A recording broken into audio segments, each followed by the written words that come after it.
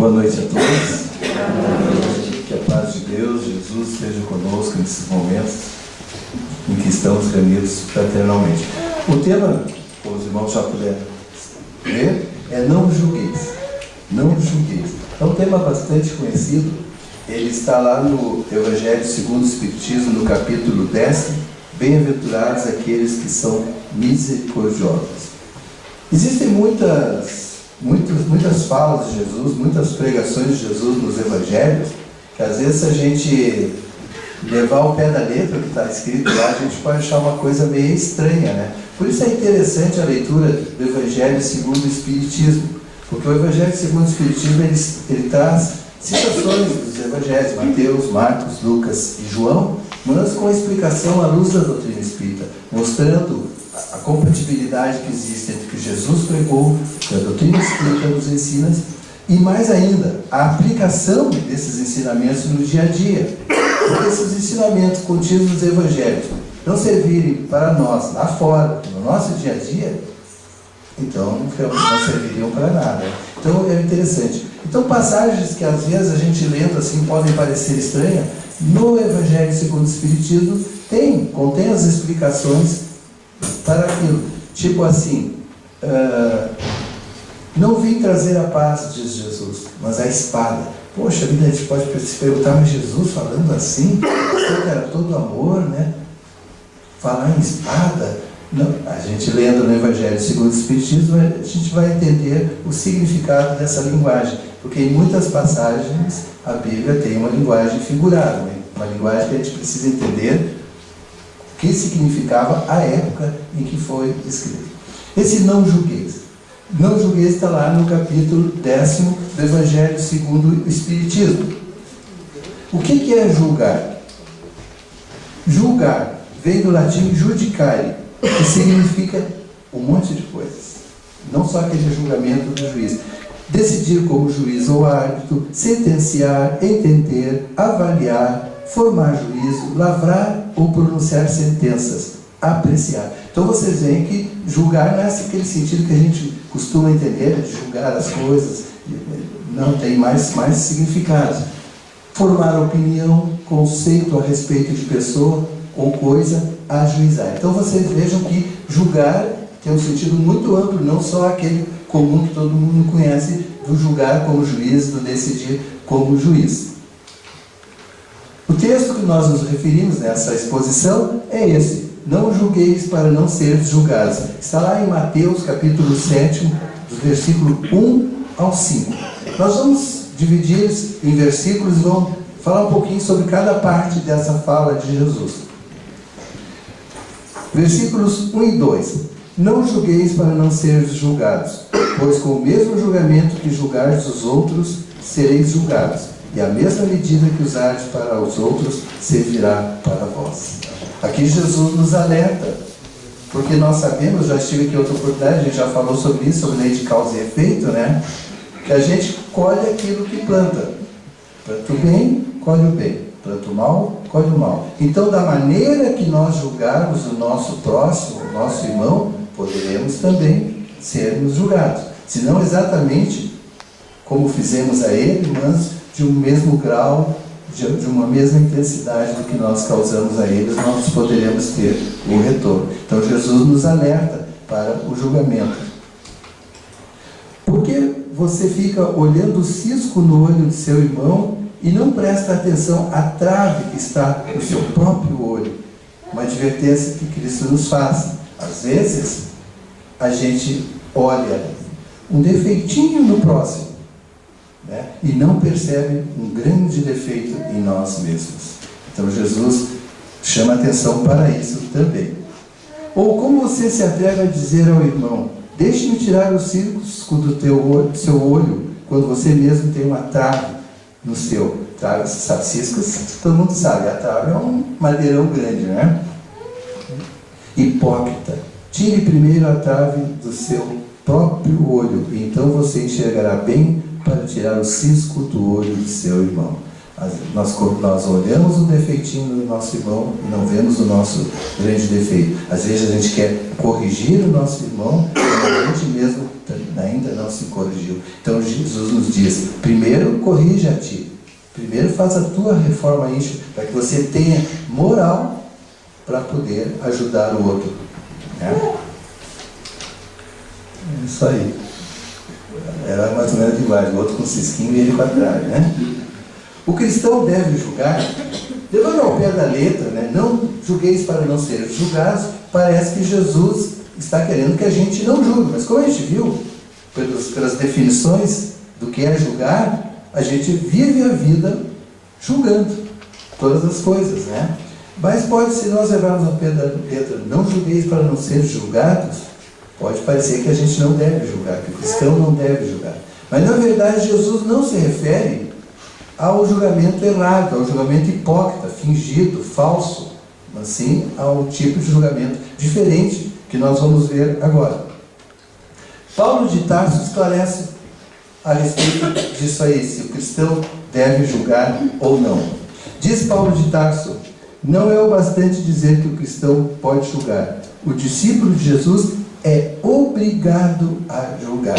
Mas julgar naquele sentido lá, de observar, de analisar as coisas. Não no sentido pejorativo, humilhante. E está lá em Coríntios, capítulo 6, versículo 1 a 5. No mesmo capítulo ele diz: às vezes alguém na igreja terá que julgar outros irmãos para resolver problemas. Pode acontecer, por exemplo, na minha casa espírita, por exemplo. Aqui igreja no sentido de comunidade, né, de congregação, não a igreja católica, a igreja evangélica, de comunidade, de congregação. Pode ser necessário, de repente, eu agi mal em algum momento, eu fiz alguma coisa errada, pode ser necessário, de repente, que o presidente da casa me chame para uma conversa: olha, Vanderlei, eu acho que tu está equivocado nisso aí que tu falaste, ou nisso aí que tu fizesse. Então ele pode me chamar, né, para conversar a respeito, para me ajudar a corrigir aquilo que eu possa ter feito de errado. Isso é um julgar, mas um julgar para o bem. Tem maneiras e maneiras de fazer isso. Jesus nos ensina, quando a gente tem que chamar a atenção de algum irmão, procurar ajudá-lo a corrigir algum erro, enfim, a gente faz isso em particular, entre a pessoa e aquele que errou, né? Então tem maneiras e maneiras da gente fazer isso. Em geral, diz Paulo de Tarso, todos nós temos que julgar todas as coisas, retendo o bem e rejeitando o mal. Então nós temos que saber julgar todas as coisas, em todos os momentos da nossa vida, lá fora, no lar, no trabalho, na escola. Nós temos que saber julgar, saber o que é certo, o que é errado, isso é julgar. Identificar o que é certo, identificar o que é errado, para podermos reter o que é o bem, o que é correto, o que é o certo. Então a gente, todos os momentos da nossa existência, nós estamos julgando. Para discernir entre essas coisas, é necessário crescer espiritualmente. Está lá em Hebreus, na epístola de Paulo aos Hebreus. Nós temos, vocês imaginaram se a gente levasse uma vida sem os conhecimentos sobre a doutrina de Jesus, sem os conhecimentos do Evangelho, sem o amar ao próximo como a si mesmo? Nosso comportamento na sociedade seria diferente. Se a gente não tivesse os conhecimentos que já temos, a espiritualidade que já temos, o nosso comportamento seria outro. Nosso comportamento seria distante do amor ao próximo, do respeito ao próximo, do ver no próximo o irmão que deve ser tratado com igualdade. Então, para que a gente possa julgar corretamente, para que a gente possa viver em sociedade corretamente, retendo o bem e refugando o mal, nós temos que ter um certo grau de espiritualidade. É necessário para isso. Paulo diz lá na primeira epístola aos Coríntios, capítulo 3, as pessoas incapazes de julgar continuam como crianças. A criança, ela é inocente, a criança é ingênua, a criança age, você não pensa muito, não analisa muito, ela é criança.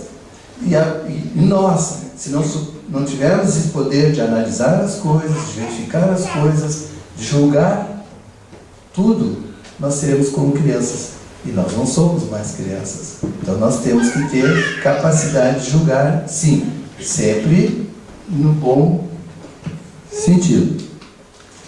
Paulo diz também lá na Epístola aos Romanos: cada qual seja submisso às autoridades constituídas, porque não há autoridade que não venha de Deus, e as que existem foram instituídas por Deus. Ali ele nos dá uma regra de disciplina, né?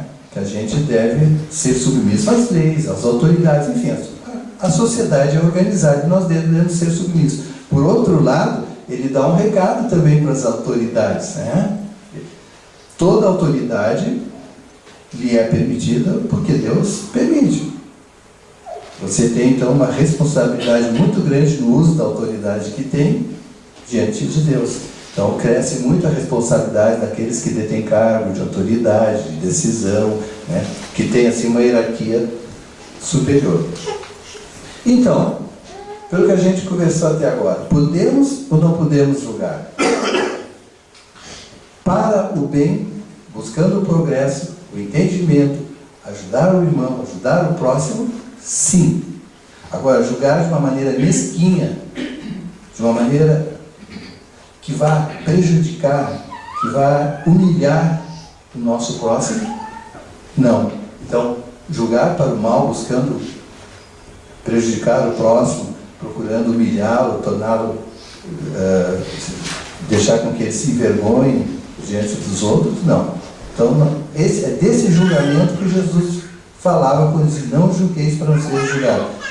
Do julgamento injusto, do julgamento mesquinho, buscando não ajudar o outro a se corrigir, mas a humilhá-lo. Era esse o julgamento que Jesus estava falando quando nos disse que nós não deveríamos julgar para não sermos julgados. Sócrates, o grande filósofo grego, quem fez o cálculo ali rapidinho viu que ele viveu 70 anos, né? Que na época não tinha medicina como é hoje, era um bocado de tempo. Sócrates, ele dá um alerta para nós. Quando a gente for falar de uma pessoa, quando eu vou falar com o irmão de uma outra pessoa, eu tenho que tomar cuidado com algumas coisas. Eu tenho que levar em conta que, se eu disser que aquela pessoa de quem eu estou falando é uma pessoa boa, eu pressuponho, eu estou julgando que ela seja uma pessoa boa porque ela faz coisas boas. Agora, se eu falar mal de uma pessoa, eu estou julgando que ela é uma pessoa má e que faz coisas erradas. Então a gente deve ter muito cuidado com aquilo que a gente fala das pessoas. Porque o que eu disser, no fundo, é um julgamento que eu estou fazendo. Se eu falo mal da pessoa, eu estou julgando que ela é má. Se eu falo bem da pessoa, eu estou julgando que ela é uma pessoa boa. Tá? E lembrando André Luiz, é bom que a gente não fale mal dos outros, porque o mal não merece comentário em tempo algum. Então aquela tradicional fofoquinha, né? Aquela a gente deve deixar de lado. Se é para falar, vamos falar de bem. Falar de mal não acrescenta nada, não ajuda em nada o próximo. Quem é você para julgar? Quem somos nós para julgar? Será que a gente está em condição de julgar? Bom, no Livro dos Espíritos, na questão 625, Kardec perguntou aos espíritos da codificação: qual é o tipo mais perfeito que Deus ofereceu ao homem para lhe servir de modelo? E o que eles responderam? O que eles disseram? Isso. Vede Jesus. Esse é o tipo mais perfeito, que está acima de tudo e de todos, moralmente e espiritualmente. Então seria, digamos assim, a rigor, né, a única pessoa que poderia com tranquilidade julgar a tudo e a todos. E Jesus fazia isso? Nós vamos ver que dependia. Em Lucas, tem uma passagem que um jovem foi procurar Jesus e disse a ele: mestre, fala com meu irmão, peça a ele para me dar a minha parte da herança. E Jesus disse a ele: homem, quem me instituiu juiz entre você e seu irmão? Ou seja, Jesus não decidiu, não, eu vou lá, vou pedir para o teu irmão te dar a tua parte da herança. Talvez porque ele fosse muito jovem, né, talvez fosse melhor que o irmão continuasse a administrar os bens da família e posteriormente, quando mais adulto, melhor preparado, ele poderia usufruir da sua parte. Então naquela hora Jesus não aceitou ser esse intermediário entre ele e o irmão. Mas tem outra hora que foi diferente. A questão da mulher adúltera. Os moradores da cidade pegaram uma mulher em adultério. Vocês conhecem bem a história. E a lei mosaica, a lei de Moisés, mandava que nesses casos a mulher seria apedrejada até a morte. Né? Em alguns países ainda existe essa lei, né? Como no Irã, por exemplo. Tá? Até a morte. Então eles chegaram e disseram: mestre, Moisés mandou, essa mulher foi pega em adultério. Moisés mandou que a gente apedrejasse ela até a morte. O que tu dizes? Eles não estavam procurando a opinião, o julgamento de Jesus. Na verdade, era uma pegadinha.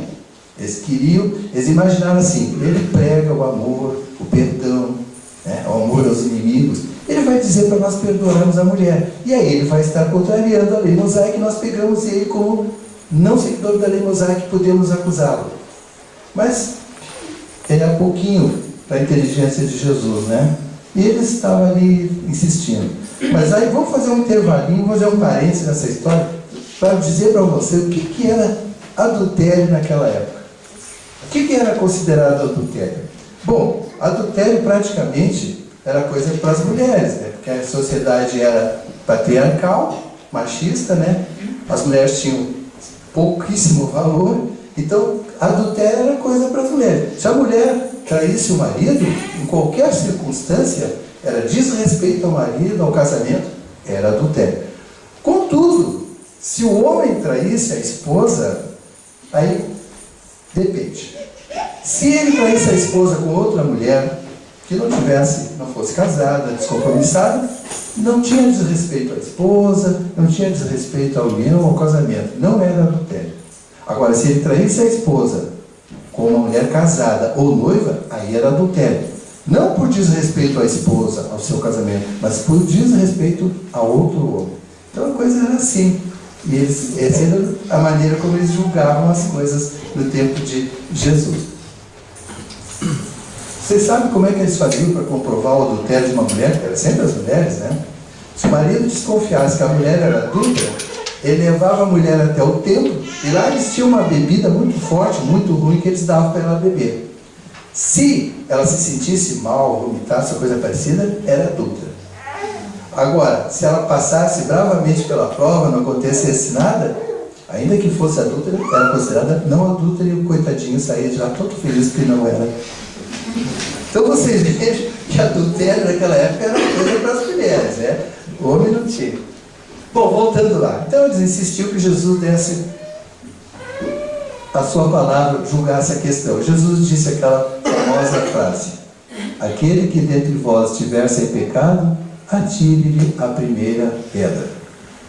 Esse foi o julgamento de Jesus sobre a questão. E aí o que aconteceu? Aconteceu que cada um foi saindo quietinho, um atrás do outro, né? Primeiro os mais idosos, depois os jovens, foram saindo todos e se foram. Aí, será que os jovens foram bonzinhos, os mais idosos, respeitosos, deixaram eles sair primeiro? Eu acho que até que não. Eu acho que como eles eram idosos, tinham mais tempo de vida, eu acho que eles tinham muito mais pecado, muito mais erro, então se tocaram logo, né? Que não era com eles fazer aquele tipo de julgamento. E foram saindo.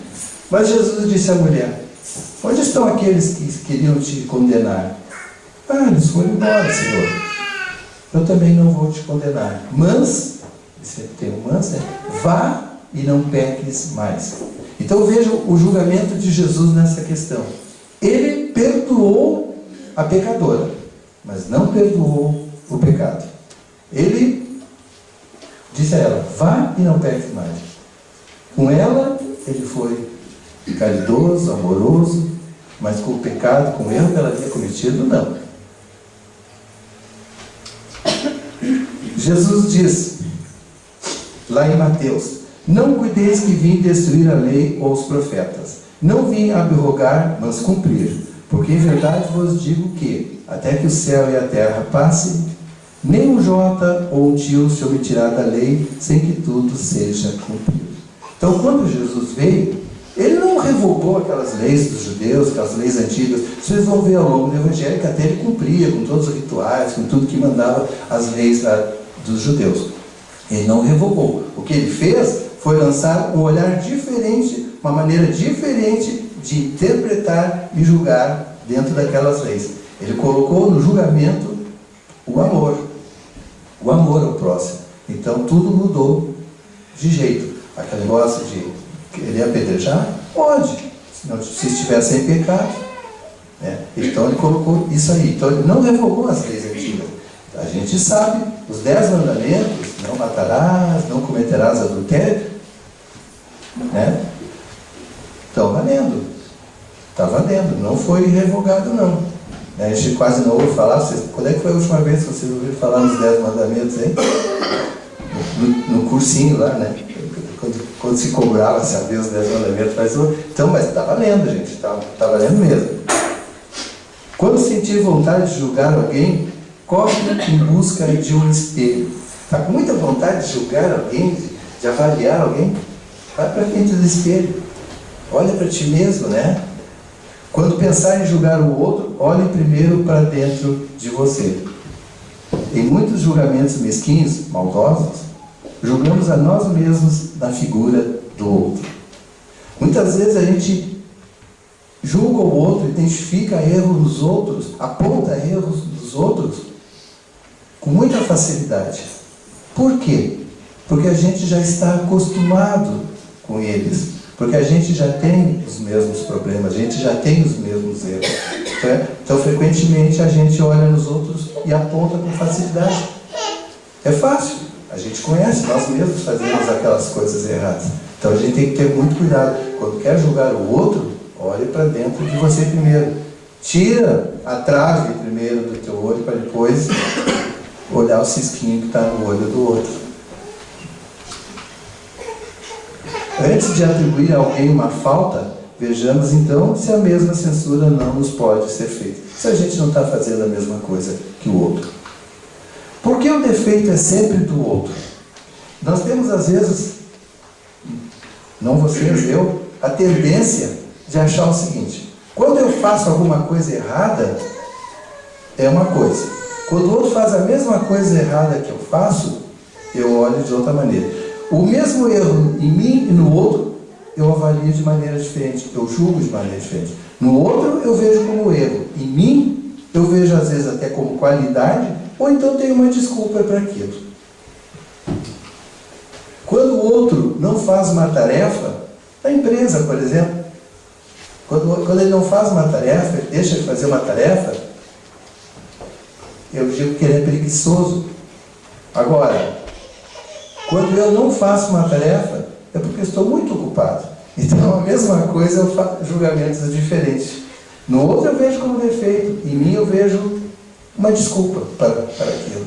É um julgamento que a gente deve ter muito cuidado. Né? Quando o outro faz uma observação, a pessoa vem e te faz uma observação, como é que eu vou dizer assim, dá uma opinião construtiva a respeito de uma coisa, né, que ele acha que está sendo feito errado. Então ele dá a opinião dele, que sabe que seria melhor fazer dessa maneira, tal. Aí eu acho que ele é crítico, que ele é muito crítico. Agora, quando eu faço uma observação, eu estou fazendo uma crítica construtiva. O outro não, o outro é só crítico. Eu não, eu faço críticas construtivas.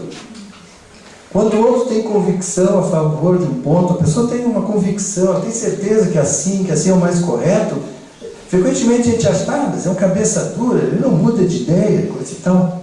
Agora, quando eu faço a mesma coisa, é porque eu sou firme, eu tenho firmeza de propósitos.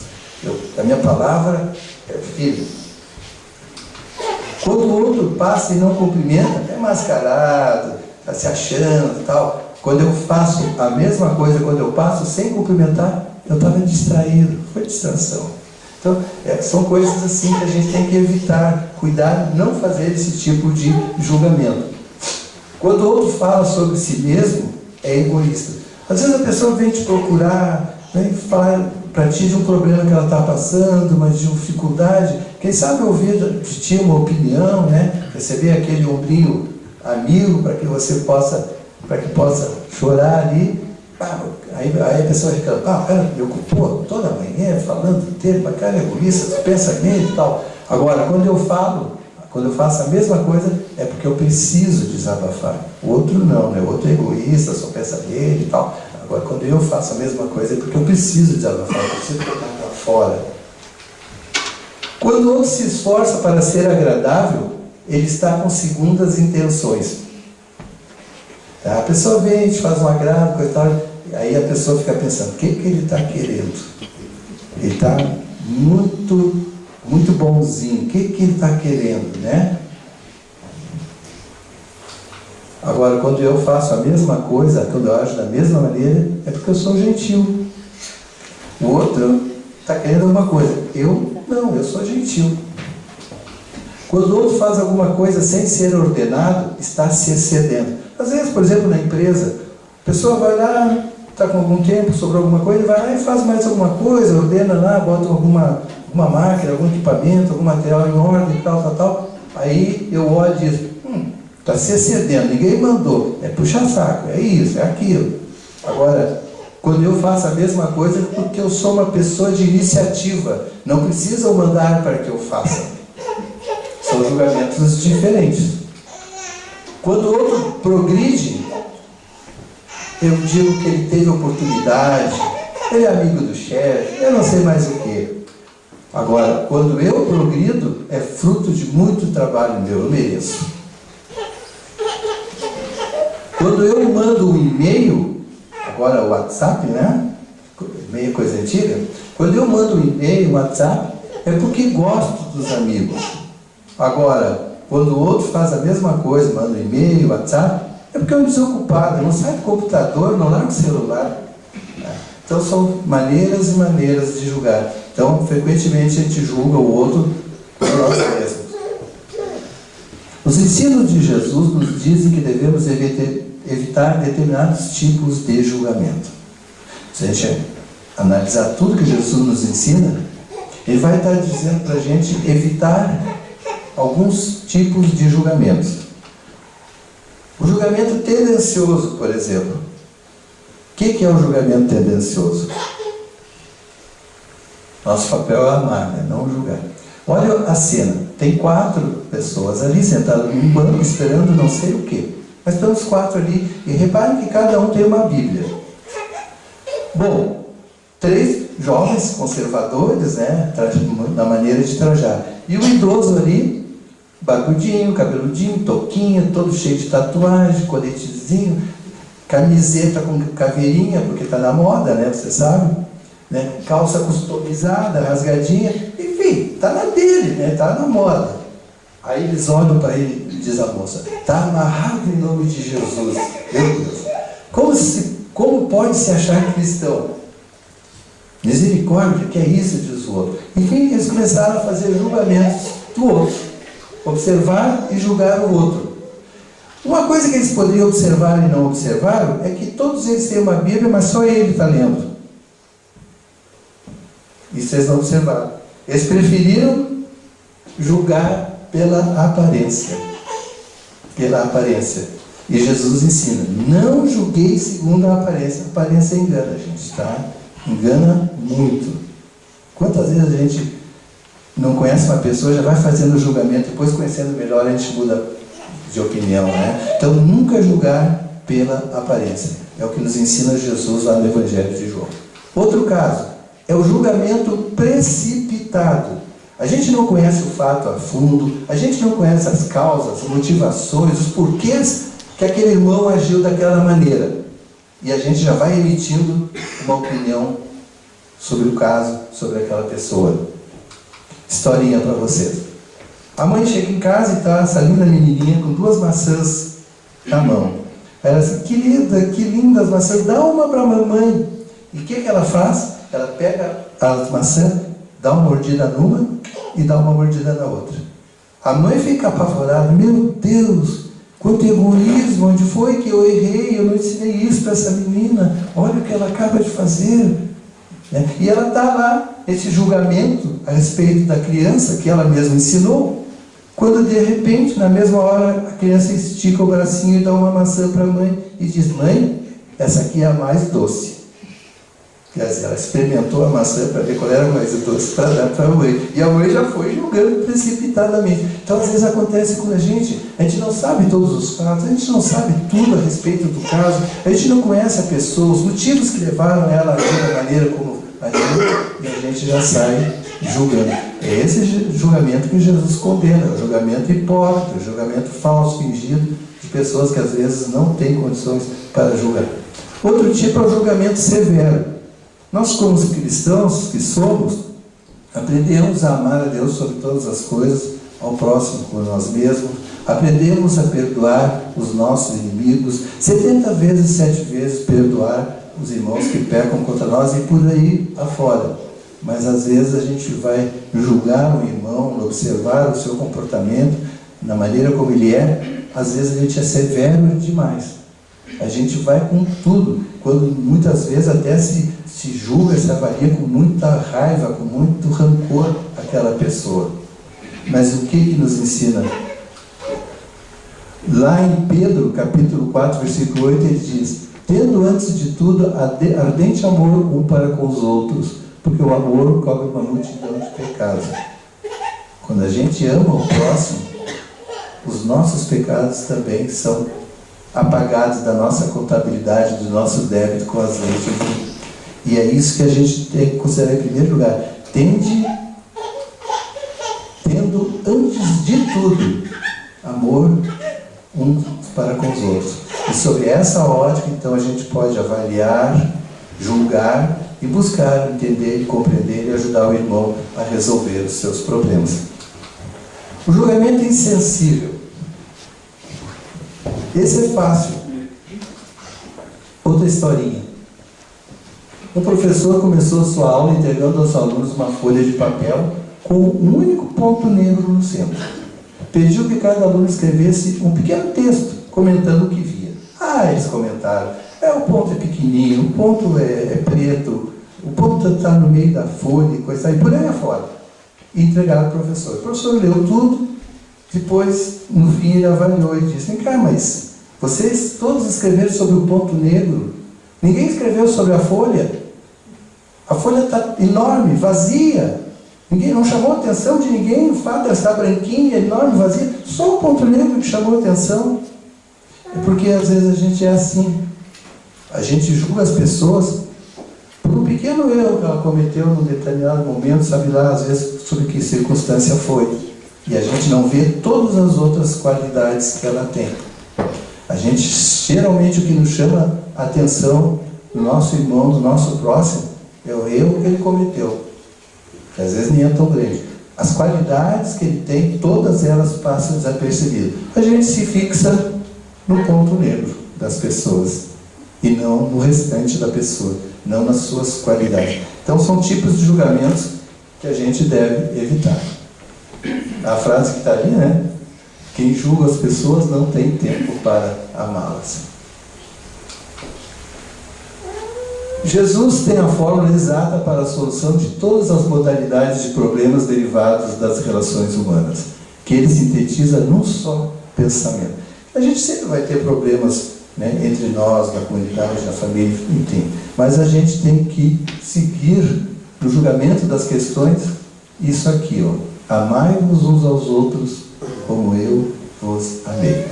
Então, quando a gente puser à frente do nosso julgamento, à frente das nossas observações a respeito do próximo, o amai-vos uns aos outros como eu vos amei, amai ao próximo como a si mesmo, então a gente vai procurar ter um julgamento mais correto, mais suave, que seja para o crescimento do próximo, que seja para ajudá-lo a vencer dificuldades, a vencer problemas, a vencer erros, e não para humilhá-lo, para rebaixá-lo.